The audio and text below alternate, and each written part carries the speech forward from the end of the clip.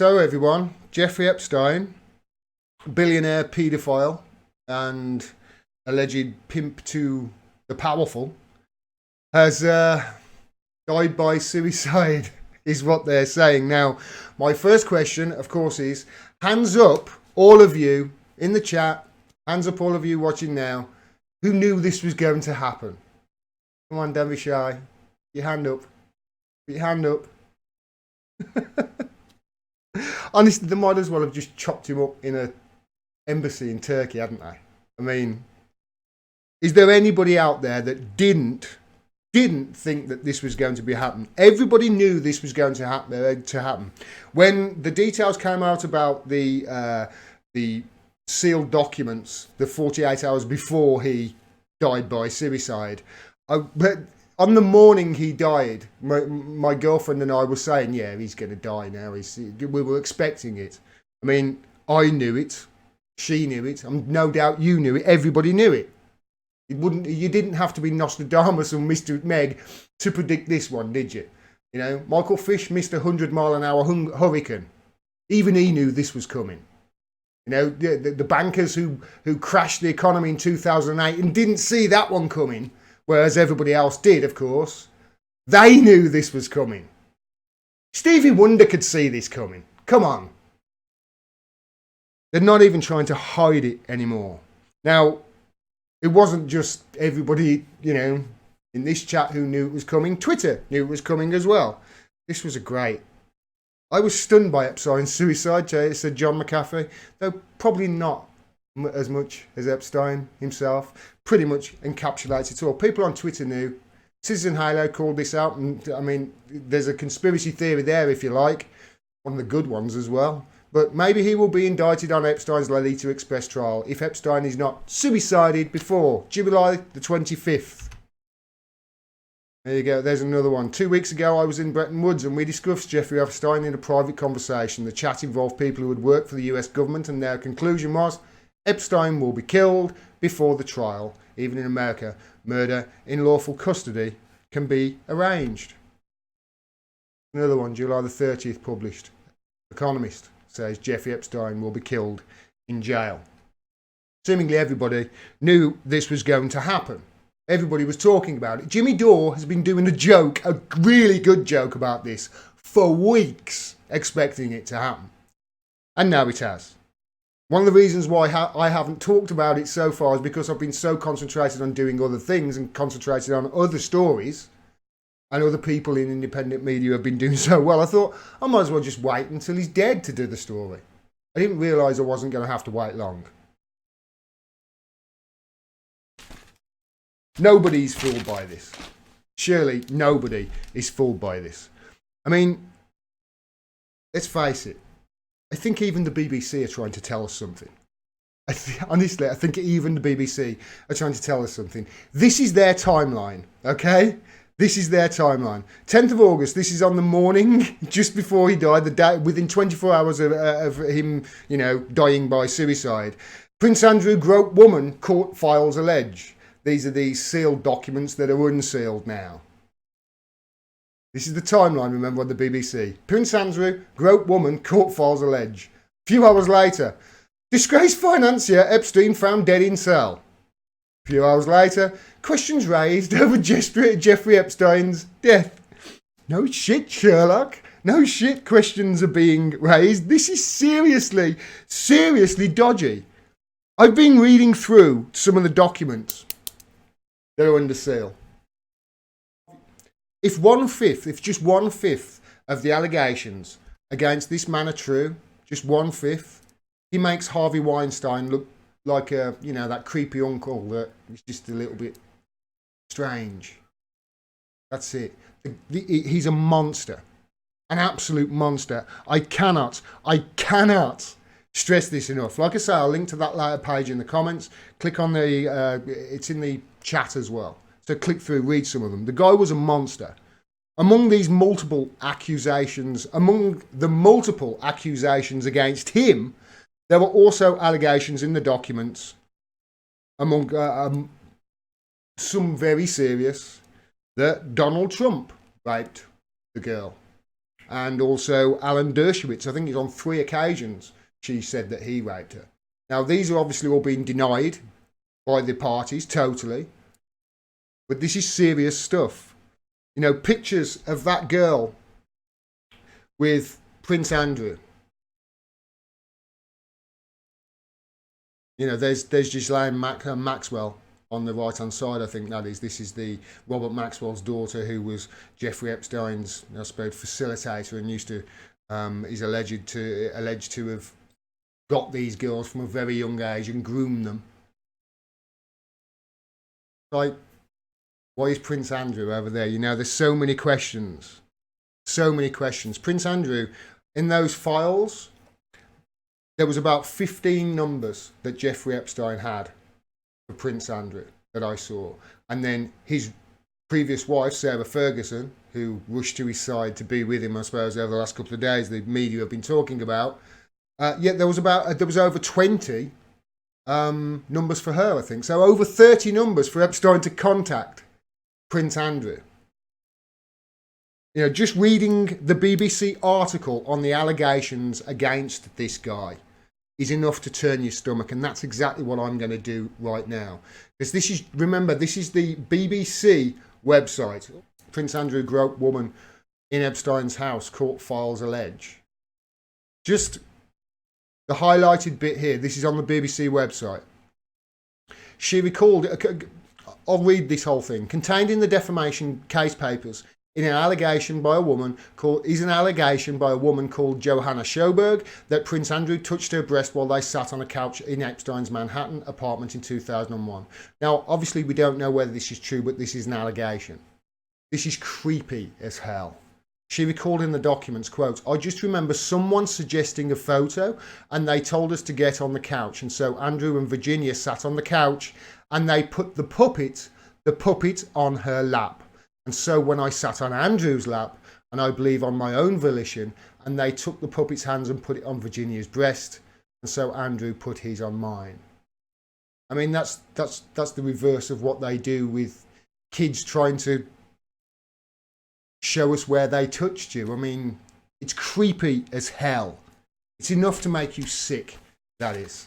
So if that's true, there's some serious questions to answer to here. Now remember, all of this that you're hearing in the media right now, all of these are just allegations, and all accused parties have denied any wrongdoing.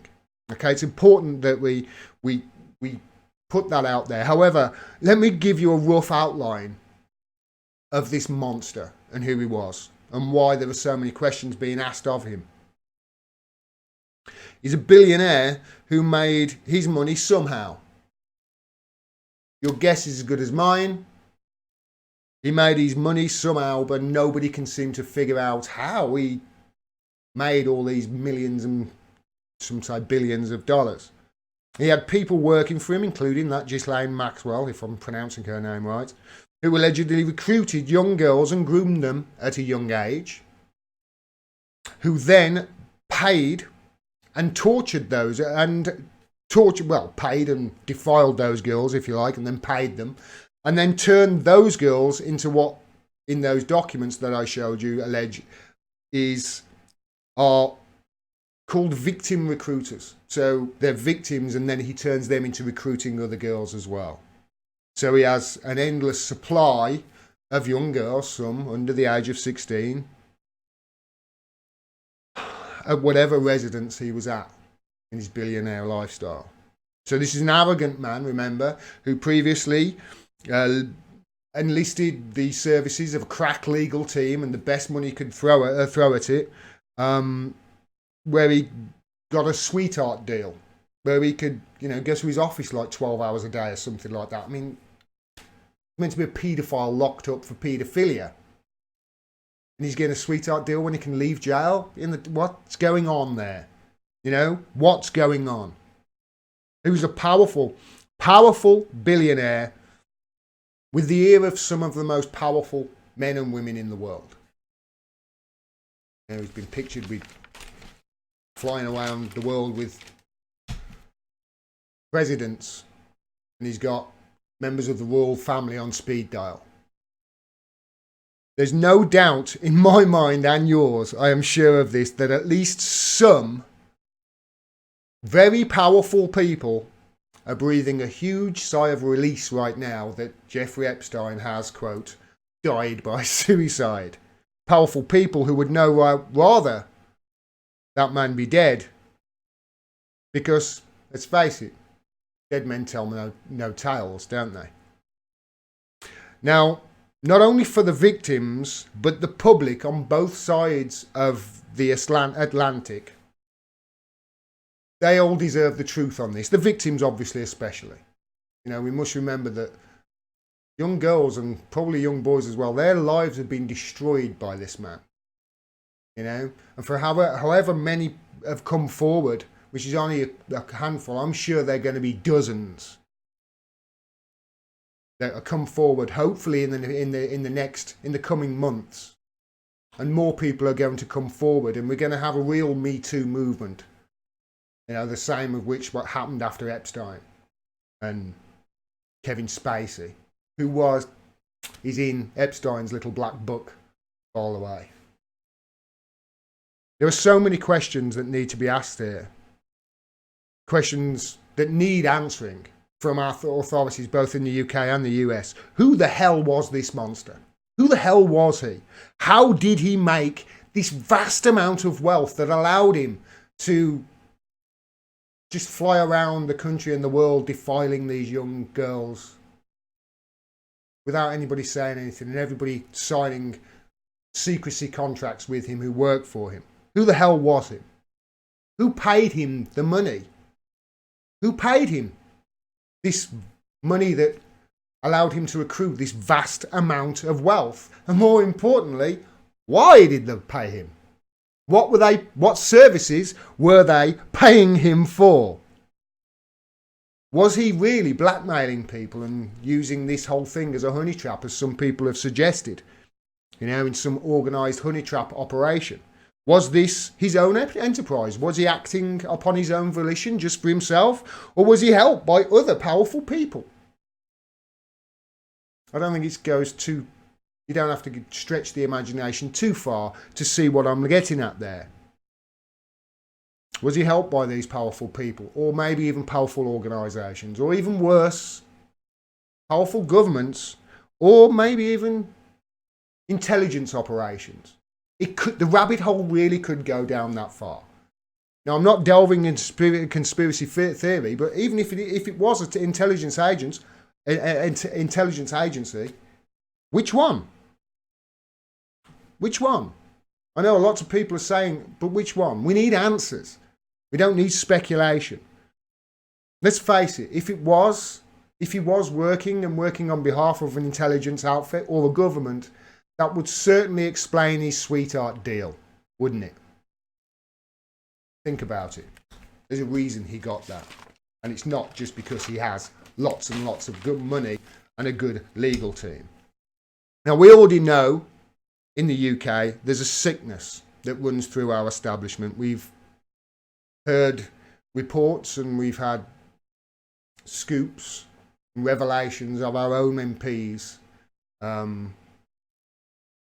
doing the same sort of thing throughout history. And there's so many links to people in the UK, governmental officials, etc., that we really need to start asking deeper questions here. You know, we know that our establishment did all they could to cover up the allegations against paedophiles in the past. We know that. Not that when I say the establishment, I don't just mean the government, I mean the media as well. The media helped it. Who can forget Jimmy Savile and the BBC and how they covered him for decades? John Lydon knew it in the late 70s. You've all heard the recording on Piers Morgan. That recording where he was interviewed, where it was suppressed at the BBC for 20, 30 years. Where he was saying, yes, we all know about Jimmy Savile, don't we? The BBC never aired it. They covered it up. It's a sickness that runs through our country. And the fact this evil, depraved, sick human being was in direct contact with not only government officials in this country, MPs, and the aristocracy, you know, lords and ladies, and celebrity figures. Mick Jagger's in there. Lots of supermodels. But members of the royal family too. This should be sending alarm bells off all over the place. I mean, took something from Twitter to show you, but there's some of the names on this list. Alec Baldwin there. These are all his connections. Now, obviously, Lord and Lady Beaumont, that's from the UK. But obviously, it doesn't mean anything, these names being in his book, but it certainly should raise alarm bells, shouldn't it?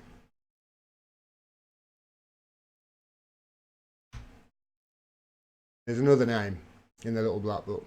Tony Blair, London home. Alistair Campbell. Look at all those contacts for Peter Mandelson. Why would a billionaire, paedophile, hedge fund manager have all those contact names for Peter Mandelson? Why? It's got to be explained.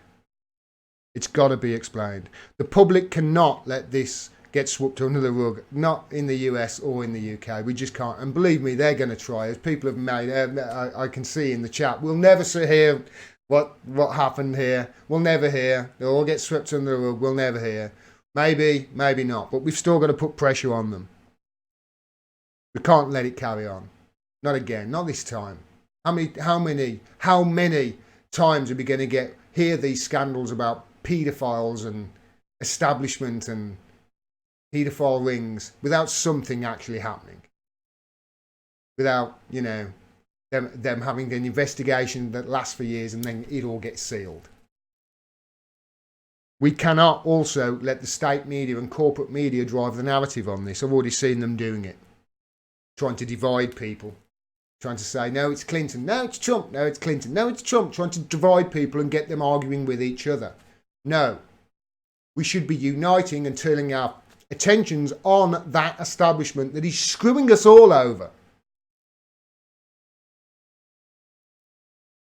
We already know that the media, if there is a cover-up, we already know the media will facilitate it. We already know they are nothing but establishment PR. We already know this. I've proven it over and over again, and we can't let them be the arbiters of truth with regards to this. We certainly can't run around like headless chickens whenever the latest headline comes out. Because how many times have we seen Russiagate headlines within 24 hours be debunked as false? It's going to happen, no doubt, with this story, as it always does. It's all smoke and mirrors, as Liam in the chat mentioned earlier. We already know the media will try and cover this up rather than expose it. We already know that. They know that if we, the public, knew really what was going on with these paedophile cases throughout history, and maybe even this one too, they already know how horrified and appalled we would be. And if it ever came out how complicit they are, they know that we would turn our attention on them too. So they've got a stake in this. This is why we just can't keep listening to the mainstream media on this. We have to demand answers to our questions and not be fobbed off. My advice, listen to independent media on this story. There's a guy in America, many of you will know of him already. It's called The Political Vigilante on YouTube. His name's Graham Elwood. He does live shows with Jimmy Dore every now and then. It's a friend of his. He's been doing brilliant work on this. He really has. We Are Change have been doing some good stuff as well, and others. Listen to independent media. They're the ones who are telling the truth on this. Amplify their voices. Don't be sharing the New York Times and whatever the Guardian are saying. Share their voices. Share independent media.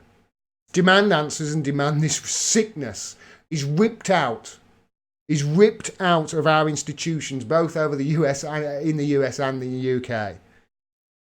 Once and for all, before more young girls and boys have their lives destroyed by depraved monsters like Jeffrey Epstein and Sybil Smith and Jimmy Savile.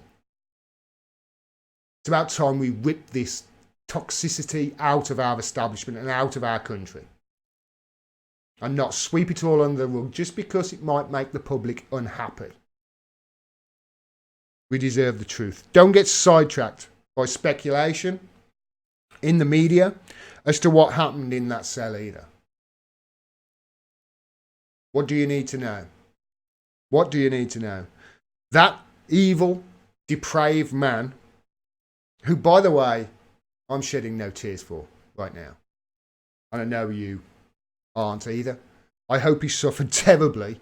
That's if he is dead. Some people have said, yeah, he might be alive, and witness protection is a thing. But let's not get into conspiracy theory. But I hope if he is dead, he suffered terribly. Because however badly he suffered, his victims suffered far, far worse. But all you really need to know about what happened in that cell is this. That evil, depraved man had people sweating. Powerful people. Powerful people who would no doubt, some of them, would rather that man be dead. You and I both said, loads of people on Twitter, you watching this, me, my girlfriend, we all said, yeah, pretty soon that guy would be dead. Graham Elwood, once he had his bail denied, he said, yeah, he's dead, that's it. We all knew he was going to be dead. And now he is. What does that tell you? What does that tell you? Isn't that all you need to know?